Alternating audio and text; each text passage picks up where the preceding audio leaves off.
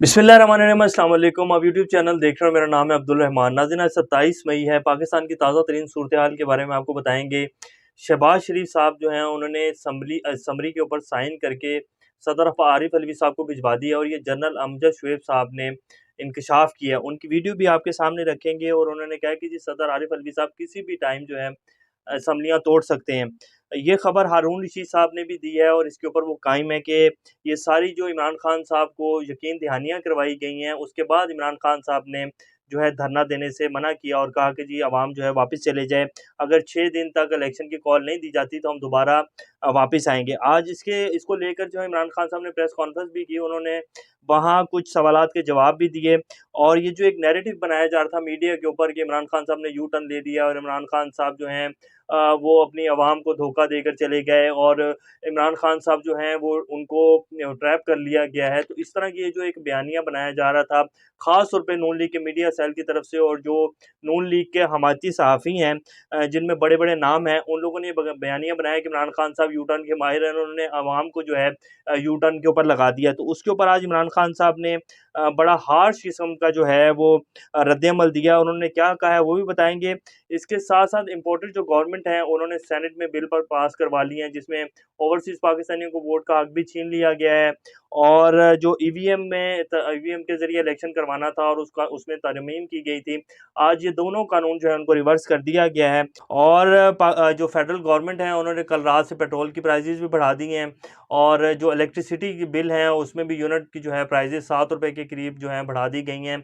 तो ये जो महंगाई मकाओ मार्च किया था मरीम नवाज़ शरीफ साहिबा ने और हमज़ा शहबाज साहब जो हैं वो इस्लामाबाद पहुँचे थे एक अवाम का जमे गफ़ीर लेके जिसमें तकरीबन 2 से 3 हज़ार से ज़्यादा लोग नहीं थे। तो आते ही गवर्नमेंट में जो हैं वो पेट्रोल की प्राइसेस भी बढ़ा दी हैं और इलेक्ट्रिसिटी जो है उसको भी बढ़ाने जा रहे हैं क्योंकि आईएमएफ ने कह दिया था कि जी जब तक आप पेट्रोल के ऊपर से सब्सिडी ख़त्म नहीं करेंगे और जो आपकी इलेक्ट्रिसिटी है उसके आपका ऊपर जो टैरिफ है वो इतना आपके ऊपर चढ़ चुका है, तो जब तक आप ये प्राइसेस नहीं बढ़ाएँगे तब तक आपको जो $1 अरब की किस्त है वो जारी नहीं की जाएगी।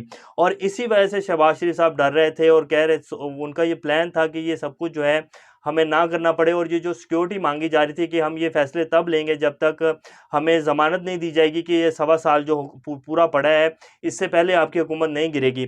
तो वो खैर ज़मानतें तो नहीं दी गई। बहरहाल उन्होंने समरी के ऊपर साइन कर जो है वो सदर आरिफ अलवी साहब को भेज दिया है।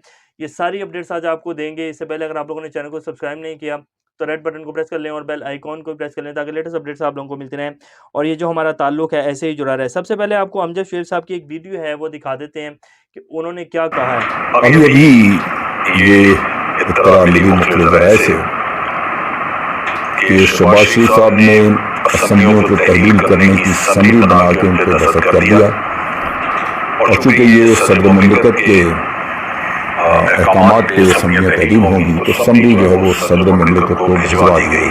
जी, तो ये वीडियो आपने सुन ली। अब इसमें अमजद शुएब साहब साफ-साफ कह रहे हैं कि जी शहबाज शरीफ साहब ने समरी के ऊपर साइन करके सदर आरिफ अलवी साहब को भेज दी है और सदर आरिफ अलवी साहब जो हैं उनको पता है कि उन्होंने किस डेट को असम्बलियाँ तहलील कर देनी हैं और यही यकीन दहानी इमरान खान साहब को करवाई गई थी। तो उन्होंने अवाम को कहा कि जी आप वापस जाएँ और सारी बातें जो हैं वो स्ट्रेट फॉरवर्ड होकर नहीं बताई जा सकती। कुछ जो चीज़ें हैं उनको सामने नहीं किया जाता, इसलिए उन्होंने इसको रख कर जो है वो सारी बातें सामने नहीं की। आज बाकायदा जब उनसे प्रेस कॉन्फ्रेंस में कुछ सवालात किए गए तो उन्होंने कहा कि जी मेरी कोई डील नहीं हुई, ये मैं वाज़िया करता हूँ, मेरी किसी किस्म की किसी बंदे से भी डील नहीं हुई और अगर 6 से 10 दिनों के अंदर जून तक मैक्सिमम उन्होंने कहा है, जून की 10 तारीख तक अगर इलेक्शंस की कॉल नहीं दी जाती तो मैं दोबारा आवाम को लेकर जो है इस्लामाबाद पहुँच जाऊँगा।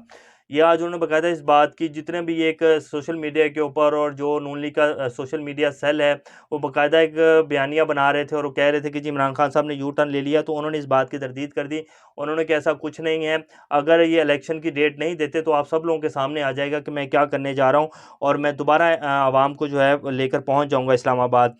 आज जो सुप्रीम कोर्ट में जो है ये भी बड़ी इंपॉर्टेंट खबर है जो आपको देते हैं कि सुप्रीम कोर्ट में आज जो खुद नोटिस हुआ था उस केस की समाअत हुई जिसमें अटॉर्नी जनरल साहब को हमारे जो चीफ जस्टिस हैं उमर अता बंदयाल उन्होंने बुलाया और उन्होंने कहा कि जी आपको पता है कि ईसीएल का जो 2010 का सेक्शन 2 है आपने पढ़ा है उसको कि नहीं पढ़ा हुआ। रूल्स के मुताबिक करप्शन, दहशतगर्दी, टैक्स ना दहिंदा और लोन डिफ़ॉल्टर्स जो हैं वो मुल्क से बाहर नहीं जा सकते। काबीना ने किसके कहने के ऊपर जो है करप्शन और टैक्स नादहिंदगान वाले जो रूल्स हैं उसमें तरमीम की हैं, और किसके कहने के ऊपर जो है आपने ईसीएल से नाम बाहर निकाले हैं। तो जो अटॉर्नी जनरल साहब थे वो चुप रहे काफ़ी देर। बाद में जब उन्होंने बोलना शुरू किया तो जो जजेस का लार्जर बेंच था सुप्रीम कोर्ट का, वो उठकर चले गया। उन्होंने कहा कि जी आपने जो भी कहना है वो हमें लिख कर दे दें, जुमे का टाइम हो गया, हमारे पास इतना टाइम नहीं है। तो इस तरह की सरजनिश जो है वो की गई है। और इसके साथ साथ सुप्रीम कोर्ट ने जो नोटिस लिया हुआ है जिसमें शहबाज शरीफ साहब के FIA की केसेस और जितने भी अफसरान की जो तकरीरियाँ की गई थी और जो एक मवाद था जो केसेस का था, उनको सारों को सील करने का हुक्म दिया गया था। तो वो तलवार भी शहबाज शरीफ साहब के सर पर लटक रही है, और वो आने वाले जो दिन हैं इनमें इन केसेस की जो है जब सुनवाइयाँ शुरू होंगी तो आपको पता चल जाएगा कि जो शहबाज शरीफ साहब करना चाह रहे थे और जो NRO की तैयारी थी और जिसमें काफ़ी हद तक कामयाब हो चुके थे शहबाज शरीफ साहब, वो सारे का सारा जो है बीच में धरे का धरा रह गया है। और अब ये इन केसेस को आप हतमी अंजाम तक पहुंचता देखेंगे, क्योंकि सुप्रीम कोर्ट का उसको नोटिस और जितनी भी तकरीरियाँ और तबादले रोक दिए गए थे और जितना भी मवाद है उसको सील कर दिया गया था। जब इस केस की सुनवाई होगी और आगे चलेगा ये केस तो आप सब लोगों के सामने आ जाएगा कि अब आगे होने क्या जा रहा है।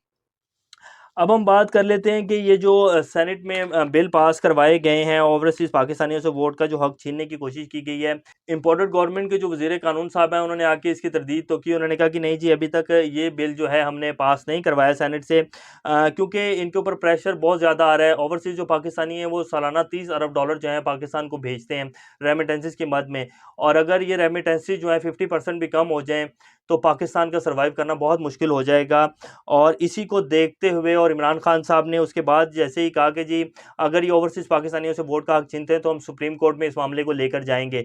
तो सुप्रीम कोर्ट का जब ये खबर सुनी तो उसके बाद उन्होंने प्रेस कॉन्फ्रेंस की बाकायदा आकर कि जी अभी तक हमने ये बिल जो है वो पास नहीं करवाया। तो देखते हैं अभी इस मामले के ऊपर आगे क्या बनता है। लेकिन हुकूमत और इम्पोर्टेड जो हुकूमत है उसकी ये बाकायदा कोशिश है, क्योंकि दूसरे दिन ही जब इमरान खान साहब ने अवाम को वापस जाने का कहा तो उन्होंने सुबह असम्बली का इजलास बुला लिया 10 बजे, और सबसे जो पहला काम किया उसमें यही किया कि जो EVM के ज़रिए इलेक्शन होने हैं इस कानून को भी रिवर्स किया जाए, और जो ओवरसीज़ पाकिस्तानियों को वोट का हक दिया है उसको भी जो है रिवर्स किया जाए, और असम्बली में बाकायदा इस बिल को पास करवा के फिर सेनेट में भेजा गया। तो इसका ये बिल्कुल करेक्ट मीन निकलता है कि आप इस बिल को जो है रिवर्स करवाना चाहते थे तो आपने असम्बली में पास करवा के उसको सेनेट में पास करवाने के लिए भेजा। तो जब PTI की तरफ से आया कि जी हम इसको सुप्रीम कोर्ट में चैलेंज करने जा रहे हैं, तो उसके बाद फिर प्रेस कॉन्फ्रेंस याद करना आ गई कि नहीं जी हमने अभी वो बिल जो है वो पास नहीं करवाया सेनेट से।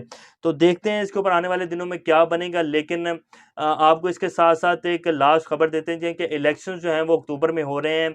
ये जो बयानिया शहबाज शरीफ साहब, मरीम नवाज शरीफ साहब ने प्रेस कॉन्फ्रेंस की और वो बाकायदा इसको कह रहे हैं कि इमरान खान ने यू टर्न ले लिया है और हम किसी भी सूरत जो है 1.25 साल से पहले जो है इलेक्शन में नहीं जाएंगे, हम मुश्किल फैसले ले रहे हैं। तो ये सिर्फ वो अपने आप को एक फेस सेविंग दे रहे हैं। इलेक्शन का जो फैसला है वो हो चुका है और इसके ऊपर इमरान खान साहब को ज़मानत दे दी गई है। ये आने वाले दिनों में ये सारे जो चीज़ें हैं ये आपको अनफोल्ड होती हुई नज़र आएंगी और आपके सामने बिल्कुल क्रिस्टल क्लियर हो जाएगा कि इलेक्शन वाकई हो रहे हैं। तो ये आज की कुछ लेटेस्ट अपडेट्स थी। इंशाल्लाह नेक्स्ट अपडेट से दोबारा आप लोगों के सामने हाज़िर होंगे। तब तक अपना और इस चैनल का ख्याल रखिएगा। अल्लाह हाफ़िज़।